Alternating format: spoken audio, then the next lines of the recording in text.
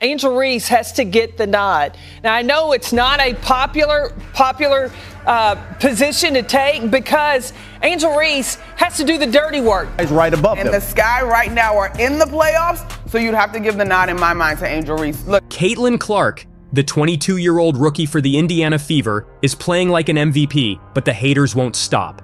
Even with her incredible performances, some people still refuse to give her credit.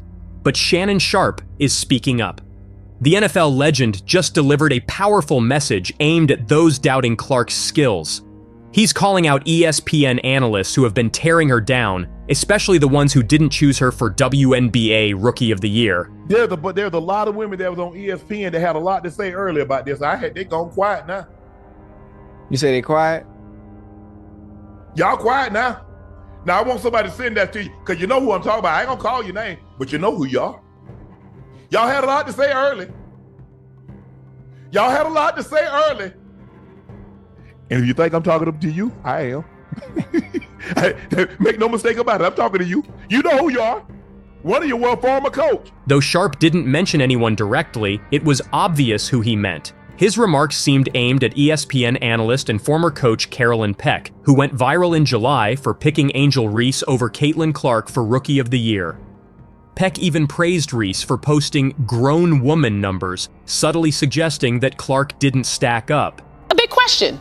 If you had to log your vote today, who would your Rookie of the Year be in the WNBA? Really tight. But when you look at where the teams are, and I also went a little deeper and I looked at plus minus, and I also look at net rating. And when you look at that, Angel Reese has to get the nod. Angel Reese has to do the dirty work. I have said it's not sexy to have to battle and rebound inside and where you've got to do the blue collar work. But this is a player that has come in as a rookie and is putting up grown woman numbers. But Sharpe didn't hold back. He dropped another bomb, this time calling out Monica McNutt, a former college basketball star and ESPN analyst. McNutt also sided with Angel Reese over Caitlin Clark, using the Chicago Sky's stronger record as her defense. I have said this all season, BC. My Rookie of the Year is going to go based on the standings. And the Sky right now are in the playoffs, so you'd have to give the nod in my mind to Angel Reese. Look, 12 double-doubles to start is the record that spanned over 2 seasons. She's already gotten to 11. Sharpe wasn't having it. While WNBA legend Lisa Leslie has tried to strike a balance, suggesting that both Clark and Reese deserve recognition, the numbers tell a different story. Clark is far ahead in both stats and impact, with Reese averaging 13.3 points and 13.1 rebounds per game. Efficiency has been a struggle, especially with her team losing 6 games in a row. Leslie's attempt to favor Reese over Clark doesn't hold up, especially after their latest head-to-head clash. In their most recent showdown, the Indiana Fever demolished the Chicago Sky 100-81, taking the season series 3-1. Clark was unstoppable, finishing with a season-high 31 points and 12 assists, while Reese managed just 10 points and 11 rebounds in a night she'd rather forget.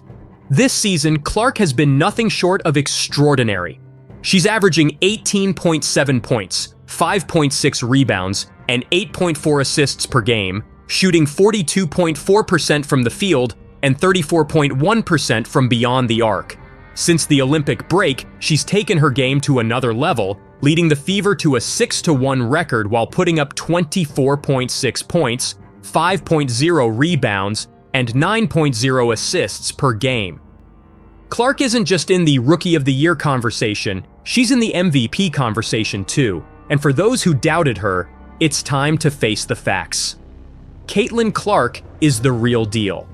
After utterly dominating Angel Reese in the Chicago Sky with 31 points and 12 assists, Clark and the Indiana Fever faced a crucial test against the Dallas Wings. This game was more than just another matchup. It was a chance for the Fever to climb above the .500 mark for the first time this season. And as usual, Clark did not disappoint. From the opening tip-off, Clark was a force of nature. She put on absolute masterclass, scoring 28 points and dishing out 12 assists, leading the Fever to a 100-91 victory over the Wings.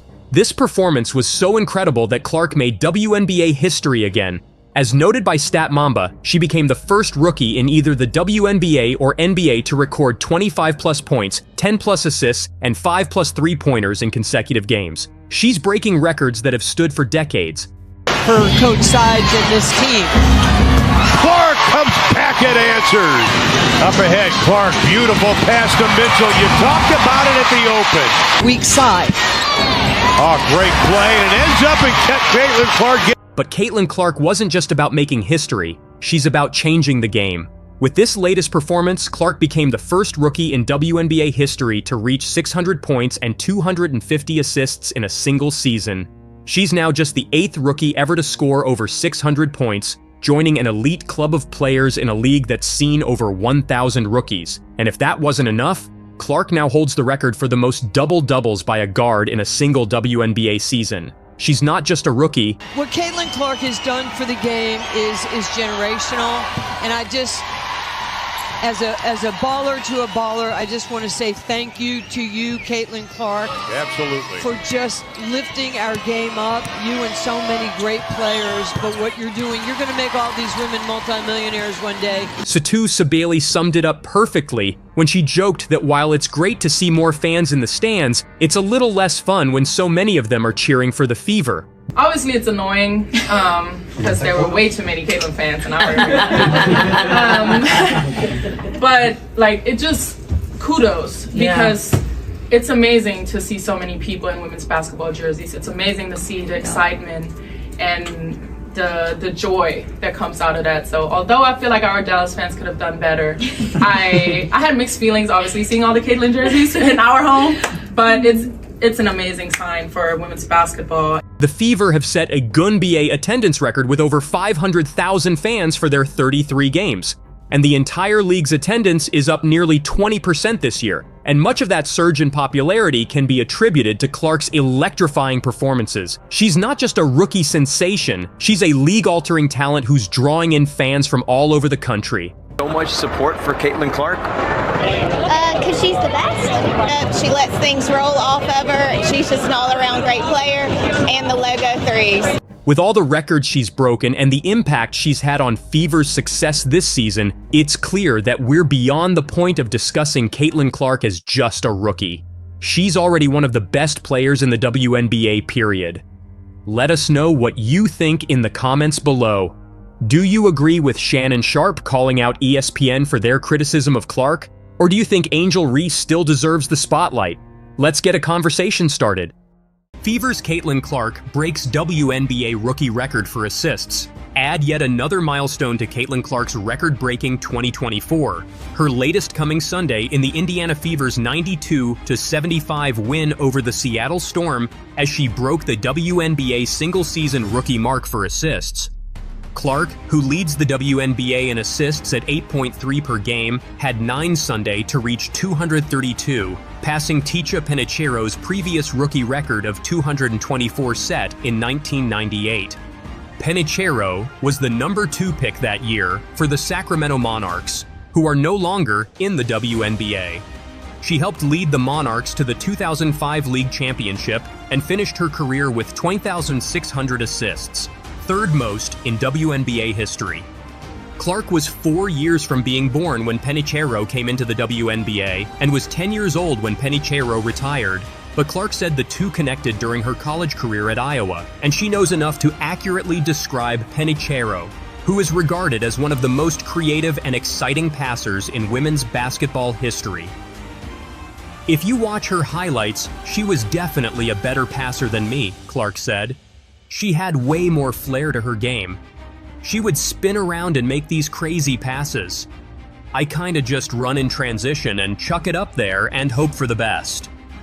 So Caitlin, we saw you were at the game last night in the suite. Is that the same suite you were in for the swimming trials, or are you just going suite by suite? I think I might be going suite by suite. It was weird. It felt so different being in there for the swimming trials than this, obviously. It's just the way they had it separated and had a whole pool in there is kind of hard to comprehend, but obviously my first Colts game, and even though it wasn't really a real game, it was still a lot of fun. My dad was the one that wanted to go, so he's a big football fan, so he was enjoying it, and it was fun for me too. And you know, getting to do stuff outside of basketball and take your mind away from it is really fun for myself. So hopefully there'll be a few more where I can go to that are, the real deal, but the fans were pretty excited too.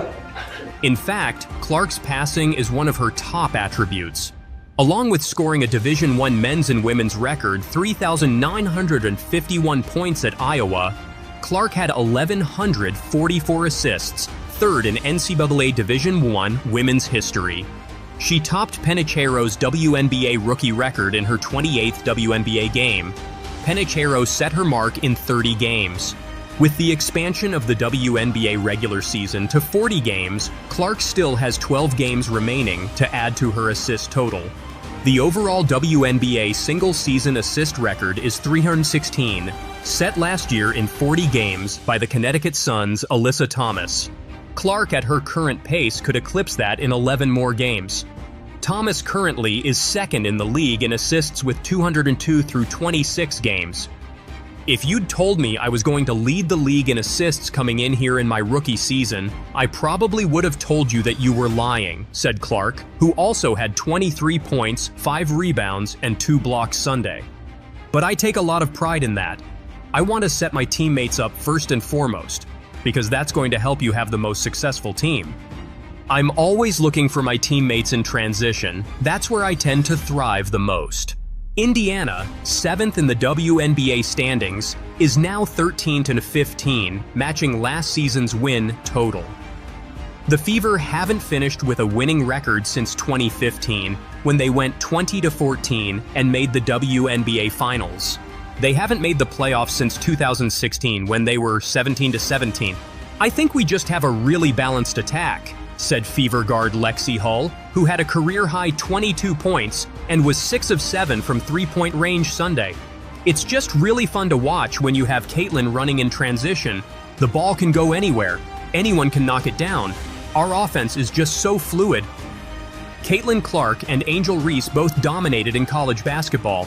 Now the pair keep making history in the WNBA. On Sunday, Clark led the Indiana Fever to a 92-75 win over the Seattle Storm and broke another league record in the process.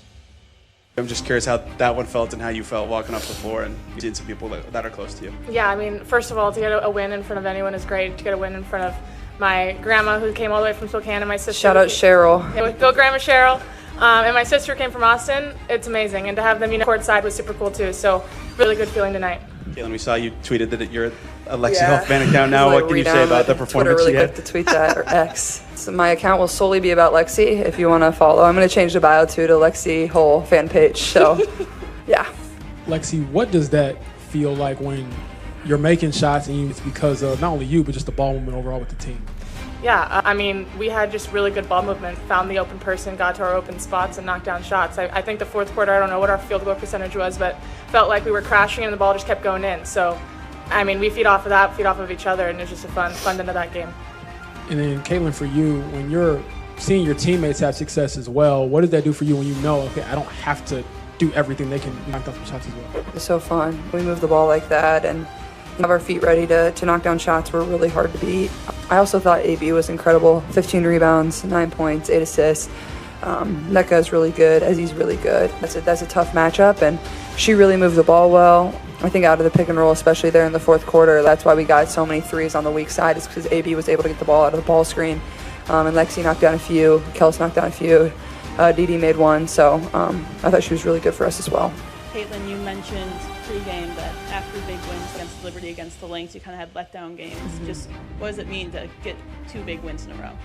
Yeah, I think it's huge for our group. It's just one at a time. I thought we've done a really good job of that over these first 2 games. And honestly, we came into halftime really confident. We were either up 1 or down 1, whatever it was. We felt like it was kind of a sluggish game. We played pretty good defense. Our offense was a little bit stagnant, but once we got going there in the third and fourth quarters, with the defense that we were already playing, it was, I thought we were in a pretty good position to win. Obviously, you were fiery. There's a lot going on. Can you describe what's going on in your brain at that moment? And too much. But also, I think people love that about you, as long as you don't either break your hand or get they're technical. Kind of describe what you're thinking and going through there. Thanks. Well, I got a technical for basically being mad at myself because I missed the 3 and then I went and hit the backboard. and he told me it was disrespectful to the game of basketball. So I don't know, it reminded me of the technical that I got in college where I said, damn it, where it's like a personal frustration. Had nothing to do with my team, had nothing to do with their reffing, had nothing to do with other team. It was just because I'm a competitor, and I felt like I should have been making more shots. So, but I think he fired me up to continue to play a lot harder. I thought we got a lot better after he did that. So I want to thank him for that. But overall, I thought once we got to that media timeout around 5 minutes in the third quarter, I thought we all kind of just took a breath. It was a little chaos there for 2.5 minutes, and I think I could have done a better job of kind of regaining my cool, but that's like the fire and passion that just gets me going. It's just finding a way to channel that and use that, and I thought I did a really good job of that at the end of the third and the fourth quarter. Second row on the right, and then over to Lou on the left. Caitlin, you mentioned kind of the sluggish first half. What to say about the growth of this team that you're able to come out and have the fourth quarter that you did today? Yeah, well, we felt like we were getting good looks and good shots. We felt like we could have just played with a little bit of a faster tempo. Like, we're really good in transition. But even in the half court, like, we were just kind of moving a step slow. Like, we wanted a little more energy in the ball. And I think once we got that in the second half, their rotations, once they got tired, just weren't as good. And then we were able to get, not as many contested shots, and we were able to knock them down. And I don't know what we shot there in the fourth quarter, but it felt like we made just about every shot. Lou, go ahead. Lexi, are you going to get those relative season tickets now? I mean, we might have to. Those are pretty expensive. We'll make sure the our Fever salaries, gets working on this. It's like our entire salary to get those. I'm not kidding. We'll have someone work on that for sure. We need people to help. Also send a message to other teams if they watch the game tape that, hey, I can shoot this a little bit. Yeah, I mean, we're hard to guard when everyone's making their shots. So it's just exciting to kind of get into a rhythm as a group. And yeah, we're excited just to take, each game as it comes, but keep moving forward, keep building on this one. Matt, go ahead. Yeah, Caitlin, obviously an eventful game with the Tech, and then Lexi going off, Kelsey and Aaliyah going off as well. How much does that add, if at all, just to the milestone of getting the rookie assist record? Yeah, I mean, I thought it was a really fun game. Like, these fans have just been crazy and so into it, and I feel like, especially with how we started the season, like, I feel like they definitely deserve it, and I think they're starting to see how potential this team has when we play the way we're supposed to. And honestly, I felt like we put together 4 really good quarters. Like, yeah, the first and the second were a little sluggish, but we weren't bad. They were just playing good defense, and we weren't making open looks that we usually make, but we just continued to chip away until they did, and we took pretty good care of the ball after starting a little slow in that area. But yeah, I mean, the assist record is cool too. Obviously, Teacha is somebody that's been very supportive of myself even since I was in college, and if you watch her highlights, like, she was definitely a better passer than me. She has way more flair to her. She had way more flair to her game in the way she passed the ball. Like, she would spin around and make these crazy passes. I kind of just run in transition and chuck it up there and hope for the best. That's all I do. James. Lexi, when you're working towards something, you have a breakthrough moment like this, what does that feel like, and how did you, I guess, kind of just stay confident to kind of seize this moment? I think just, trusting myself, trusting the work I put in, getting extra shots every day, waiting for those open ones in the game to knock them down. I think just, trusting the process. It's been some tough games, not making those open ones, but just got to keep shooting, trust the work that I put in. Lexi, that was 13 wins for you guys, which matches the total of this team from last year. How much better do you feel like this team is than last year? You still have 12 games to go, and where do you feel the progress maybe the most from last year to this year? I think we just have, a really balanced attack. And everyone's really bought in. I think, it's just a lot. It's really fun to watch. Really fun to watch when you have Caitlin running in transition.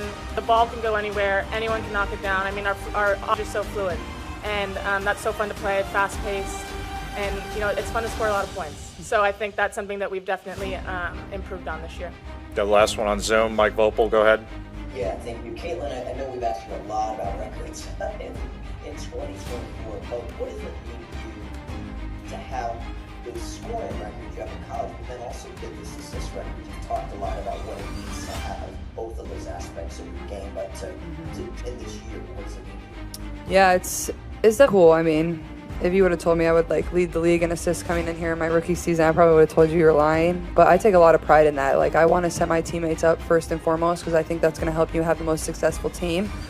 Whether that's in the pick and roll, that's probably where I'm most successful with that, and I'm lucky enough to play with AB and Liz, and who are really good in that action. And then I think our shooting has gotten a lot better, especially to start these 2 games of the second half. So, I'm always looking for my teammates in transition. That's kind of where I thrive the most. And sometimes I overpass it a little bit, and there's always going to be the turnover side of it, just with how fast I play the game. And how much the ball is in my hands, but they'll continue to learn and continue to get better at that. But I still feel like there's a lot of room for me to grow, so that's what I'm most excited about. In addition to scoring 23 points, the 22-year-old also recorded her 225th assist, which saw her pass Ticha Penicheiro's record for the most assists by a rookie in WNBA history, which was set in 1998. To pass somebody like her, I'm just forever thankful. She's been such a legend in our game. It's super cool, but hopefully there are a lot more of those, Clark, who leads the league with 8.3 assists per game, said after the game. I feel like every time we watch you play basketball, you're breaking another record. Today, it was the season record of assists for Ticha Penicheiro. What does it mean to you to pass a legend like that? Well, Ticha's been a big fan of mine ever since I was in college, and somebody that has always been right there to congratulate me or just be somebody that's offered advice. So to pass somebody like her, I'm just forever thankful that she's been such a legend in our game. But it's super cool, but hopefully there's a lot more of those. The historic moment came in the second quarter of the game and was welcomed by Penicheiro in a post on X, formerly known as Twitter. Records are meant to be broken. It shows growth and evolution. Can't think of a better player to break it. Hey Caitlin, Ticha here. Congratulations. A record that stood since 1998, and you come here and you break it. Super proud of you. I know the work that you put in. A lot of people always talked about your shooting. I was always mesmerized about your passing, your court vision, and how you make your teammates better. So this record is in great hands, and continue to do what you do. Continue to elevate your game and the women's game and the WNBA. Congratulations, super proud of you. While the Fever posted a video of the former WNBA star congratulating Clark, who finished the game with 9 assists and 232 total on the season. The record is the latest of a string of achievements from Clark's first WNBA season, where she has already become the first rookie in league history to record a triple-double, and marked another milestone by dishing out 19 assists in a single game. But just like in college, Clark's brilliant performances are being matched by her rival Reese.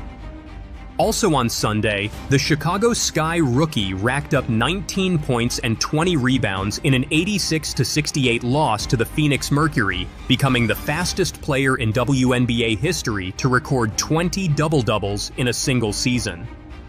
Reese, who leads the league in rebounding with 12.3 per game, has reached the total after just 27 games and is now just 2 double-doubles shy of matching Tina Charles' record for most double-doubles in a rookie season, set in 2010 according to ESPN.